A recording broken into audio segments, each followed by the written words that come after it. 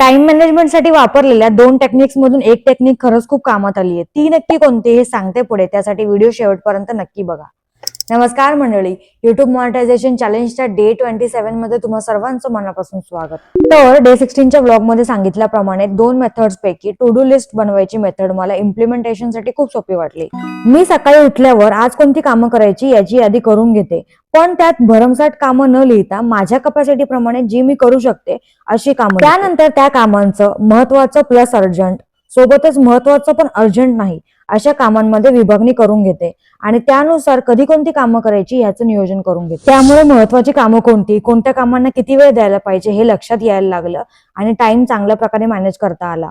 तुम्ही सुद्धा ही पद्धत नक्की वापरून बघा, खूप फायदेशीर ठरेल आणि वापरल्यानंतर ह्याचा नक्की कसा रिझल्ट मिळतो हे मला कमेंटमध्ये सांगायला विसरू नका. मंडळी, आजकाल ना मी बरेच इतर क्रिएटर्सच्या जर्नीचे व्हिडिओ बघते. ते सगळे बघून मला आतापर्यंत समजलेल्या सगळ्या गोष्टी मी शॉर्टमध्ये तुम्हाला उद्याच्या व्लॉगमध्ये सांगणार आहे, जेणेकरून आपल्याला इन फ्युचर त्या खूप उपयोगी ठरतील.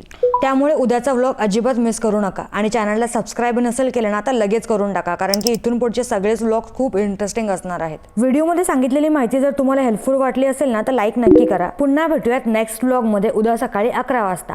तोपर्यंत स्वतःची काळजी घ्या आणि तुम्हाला तर माहितीच आहे, सुरुवात जरी छोटी असली तरी स्वप्न खूप मोठी आहेत आणि ते मी पूर्ण करणारच.